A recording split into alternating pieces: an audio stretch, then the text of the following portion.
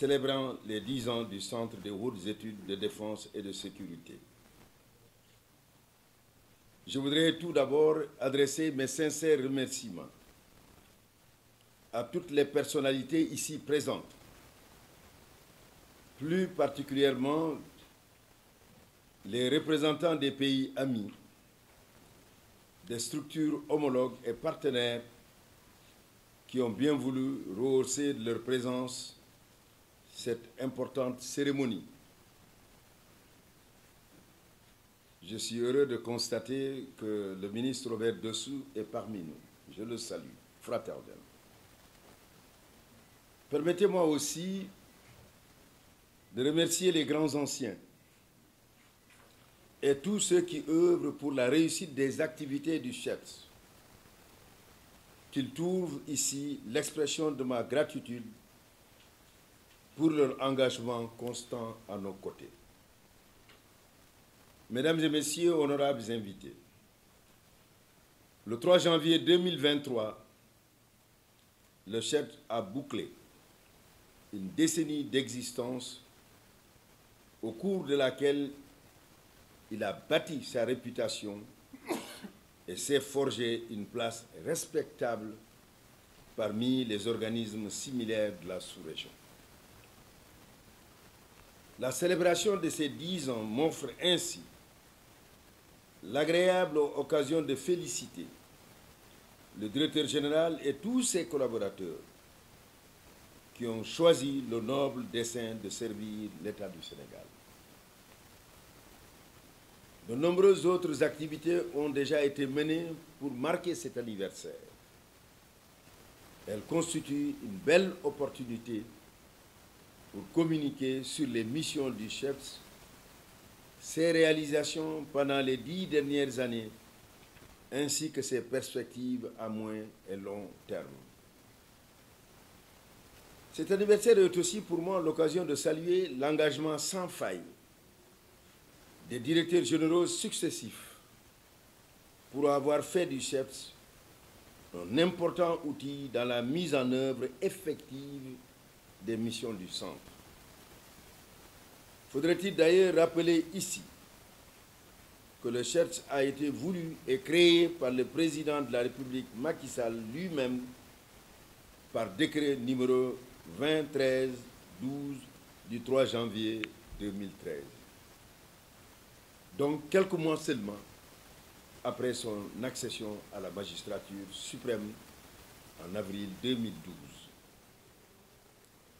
En effet, comme le stipule l'article 4 du décret numéro 2021-316, abrogeant et remplaçant celui de 2013, le chef de l'État entend faire du CHEPS un instrument de satisfaction des besoins de l'État en connaissance et expertise sur des questions d'ordre stratégique liées à la sécurité, à la politique étrangère, à la science, à la technologie et aux phénomènes économiques et sociaux. Au cours des 10 dernières années, le CHEPS a fait œuvre éminemment utile en termes de formation. Les anciens auditeurs aux 2 masters et autres programmes de formation du CHEPS, qui se comptent par centaines, constituent aujourd'hui une masse critique de ressources humaines civiles et militaires qui apportent une contribution positive à divers secteurs privés comme publics. Il est réjouissant qu'à travers l'amicale des alumni du CHEPS, ils aient fait preuve d'engagement et de responsabilité pour le bon déroulement du colloque. Mesdames et messieurs, l'organisation de ce colloque international célébrant les 10 ans du CHEPS est placée sous le haut patronage de son Excellence, Monsieur le Président de la République Macky Sall, revêt un caractère hautement académique.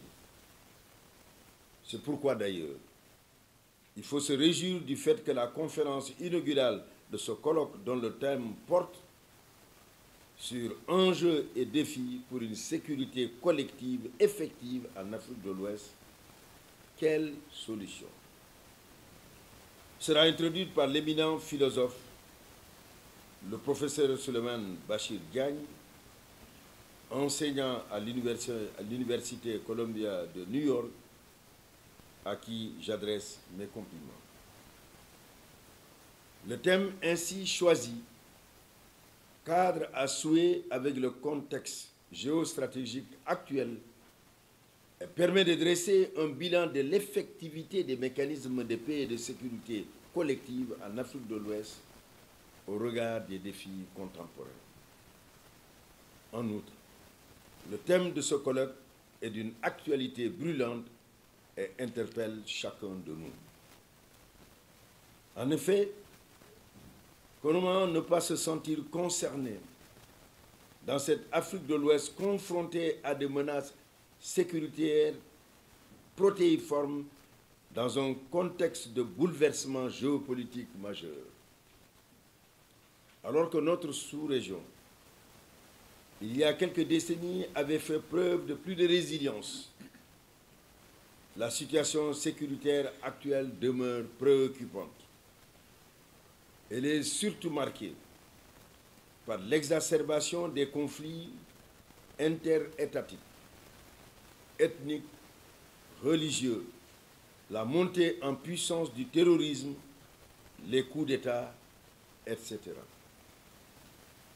C'est sur cette toile de fond assez sombre que la tenue de cette rencontre nous offre l'occasion de réfléchir et de conjuguer nos efforts pour répondre aux défis majeurs auxquels l'Afrique de l'Ouest est confrontée. Mais il faut retenir que face à cette tendance, la violence structurelle et évolutive que nous vivons, la seule réponse militaire ne saurait plus suffire. À l'évidence, une stratégie plus inclusive intégrant les divers leviers de la sécurité humaine s'impose. Par ailleurs, aucun État pris isolément ne peut faire face à tous ces défis sécuritaires émergents. Le Sénégal, en ce qui le concerne, ne ménagera aucun effort pour renforcer sa posture et son engagement dans la lutte collective contre le terrorisme, l'extrémisme violent, aussi bien sur son sol que dans l'espace CEDEAO, en coopérant avec les pays voisins et en mettant notamment en œuvre des mesures de prévention et d'intervention très fortes.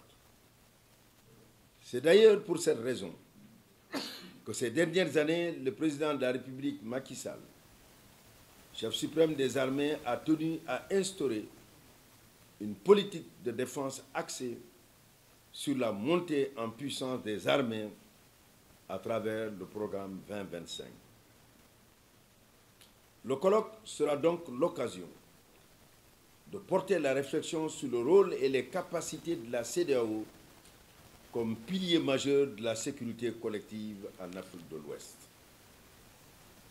Ce n'est donc pas un simple hasard si, de manière quasi concomitante, se tenait ces 2 derniers jours à Bissau la 2e réunion du comité de pilotage du plan d'action pour éradiquer le terrorisme dans l'espace CEDEAO, tel que préconisé par la 56e session ordinaire des chefs d'État et de gouvernement de cette institution, tenue le 21 décembre 2019 à Abuja.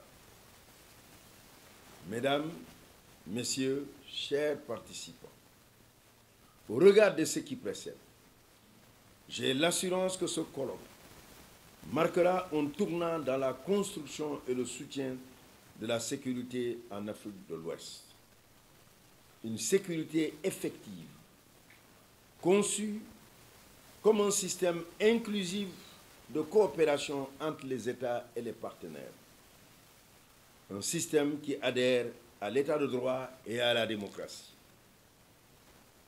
À ce propos, vous me permettrez de saluer et d'admirer ici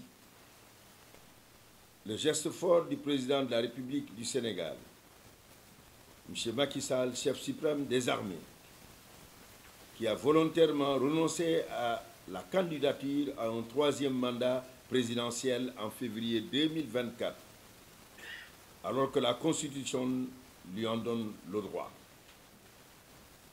Cet acte noble qui honore toute l'Afrique grave définitivement dans le marbre constitutionnel le principe de la limitation à 2 du nombre de mandats présidentiels consécutifs au Sénégal.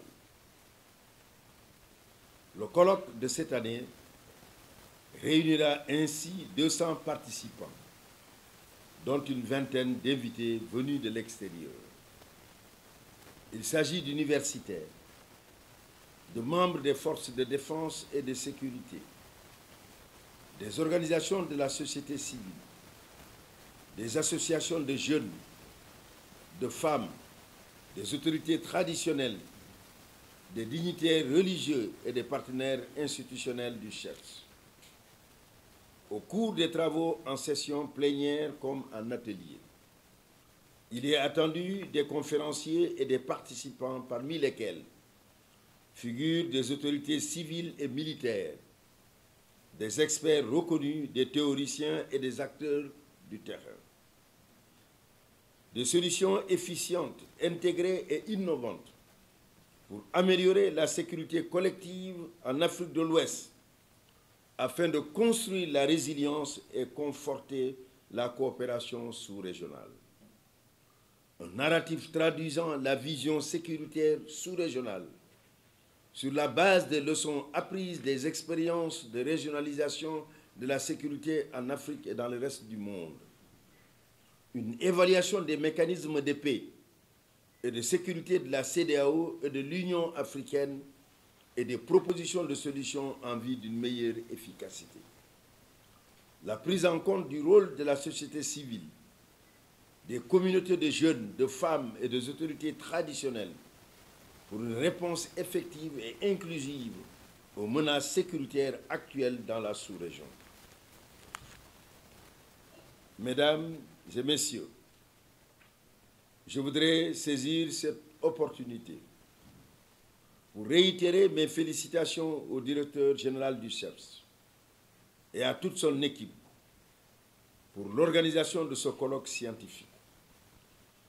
En vous souhaitant un enrichissement mutuel ainsi que des débats féconds, je déclare ouvert le colloque international du 10e anniversaire du Centre de hautes études de défense et de sécurité. Je vous remercie de votre attention.